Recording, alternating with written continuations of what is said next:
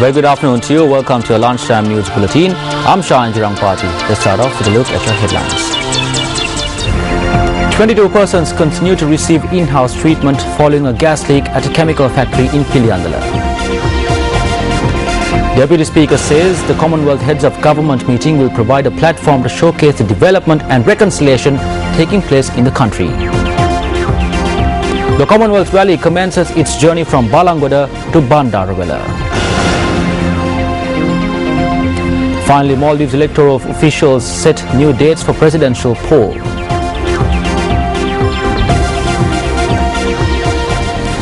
Now for those stories in detail. 22 persons are continuing to receive treatment at the Colombo South Teaching Hospital for respiratory difficulties due to a gas leak that occurred at a factory located in the Batakattara area in Piliyandala. The police say that around 72 persons, including children, were affected by the gas leak. The police say that the gas leak was reported at around 2:45 this morning from a chemical company manufacturing detergents. Those residing in the vicinity of the company were affected with respiratory problems due to the gas leak. There was a sudden stench and my eyes started tearing. My throat started to hurt and I found it difficult to breathe. I saw people running on the road. 2 or 3 people fainted. There was a sudden stench and I found it difficult to breathe. We couldn't come outside. We had to open the back door and jump over the wall. My mother and sister are receiving treatment at the Colombo South Teaching Hospital.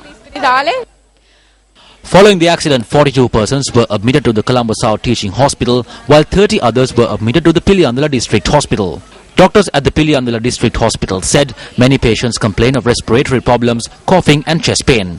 Director of the Colombo South Teaching Hospital, Dr. Asela Gunawardana, said that those affected by the gas leak are not in a critical condition.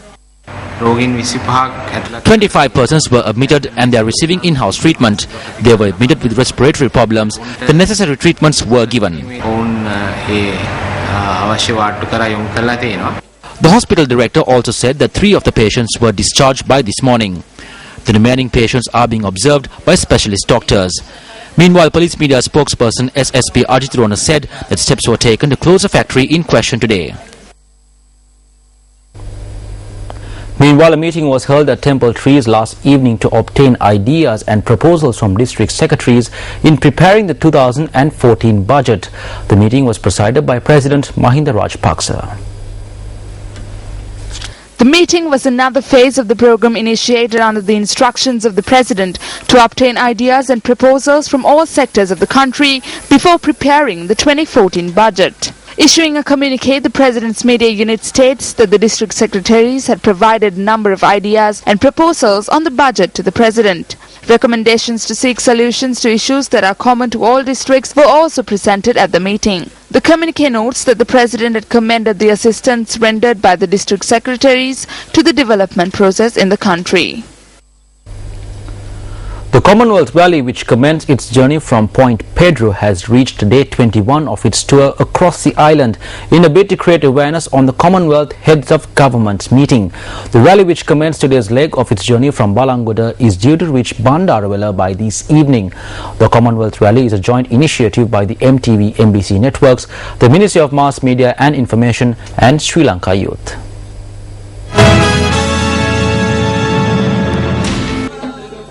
A ceremony was held in the Balangoda town to mark day 21 of the Commonwealth Rally.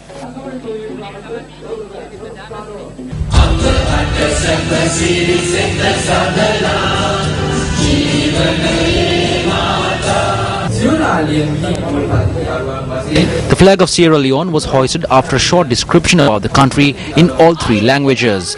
The flag was hoisted by the Sabaragama Provincial Minister Prabhat Bhanupriya.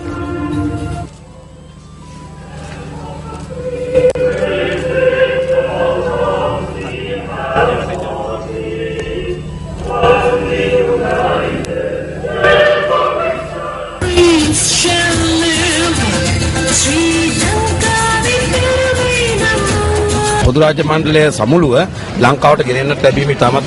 Commonwealth Heads of Government meeting to be held in Sri Lanka can be considered as a victory in the international arena. We are grateful to Sirus for taking the responsibility to promote this summit. We wish success for this rally which commenced on the 2nd of October in Point Pedro and which is due to conclude at the Golf Face Green on the 2nd of November.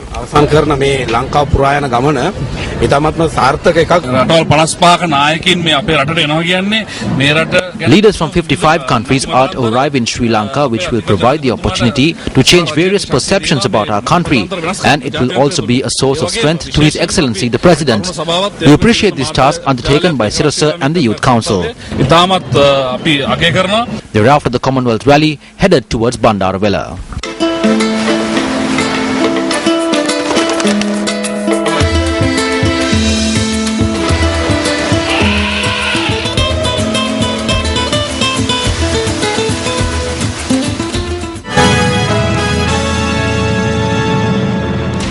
Also making headlines this afternoon, Deputy Speaker Chandima Weerakudi states that the upcoming Commonwealth Heads of Government meeting will provide a platform to showcase the development and reconciliation taking place within Sri Lanka to the world.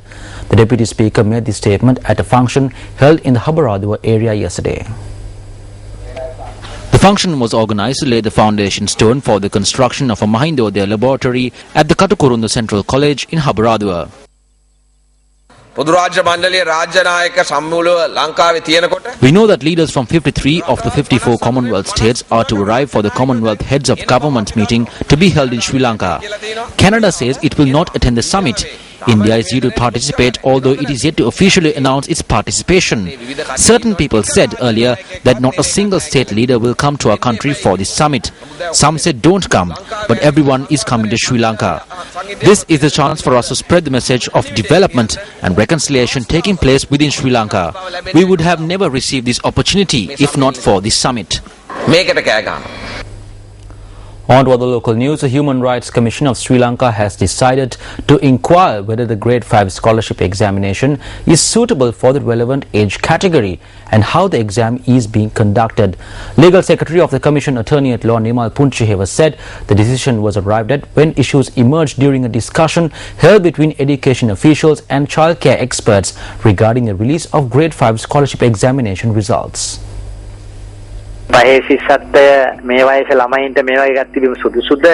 The Commission will carry out extensive discussions on whether the Grade 5 scholarship examination is suitable for children of this age category, how the examination is conducted, if the examination is conducted to test the child, if the procedure for this examination is suitable for the child, if the question papers are prepared in an appropriate manner, and if special attention should be focused on the skills of children. The chairman of the Sri Lanka Human Rights Commission has decided to appoint a team of specialists, including child psychologists, for this purpose. The Ministry of Higher Education notes that university education will be shifted to a student-centric approach from next year. Secretary to the Ministry, Dr. Sunil Jayantha Navaratna, stated that the student-centric approach will be introduced for students who will commence their university education next year as well as those in their second and third years. We have to release ourselves from the same old traditional way of studying and move into focusing on an easy method for the students to study. The professor shows the way and guides the students, but they have to make an effort to read various materials, do various presentations on multimedia, gather in groups and explore various matters, find their own solutions to a problem, and mainly we have to make way for the students to study on their own and not teach them everything. This is the main aim for us for the year 2014. The language is no barrier, but the child will grow in his or her own efforts. Dr. Sunil Jayantha Navaratna stated that the aim of this program is to train students to face the growing demand for jobs both in the state and private sector. Governmental or non-governmental, private or non-private, there are three basic requirements that students should possess. Firstly, the student should possess good communication skills and a good knowledge on technology. The second important factor is self-confidence. The third is whether he or she is able to work in a team and the leadership qualities possessed by the student. The fourth is whether he or she is able to create something and to fulfill a task without help from anyone. These qualities help us judge the abilities of a student. Meanwhile, the Department of Fisheries says that legal action is to be taken against 120 fishermen who use illegal methods for fishing. Director General of the department, Nimal Hettiarji, said that these fishermen were arrested during raids conducted over a period of 1 week. He added that a majority of illegal methods are used in the Trincomalee district for fishing. And with that, we wrap up lunchtime news for today. Join us again at 1:55 for more of the very latest. For News First, I'm Shahin Jurangpati. Hotline 0114 896 896. www.newsfirst.lk. Feedback at newsfirst.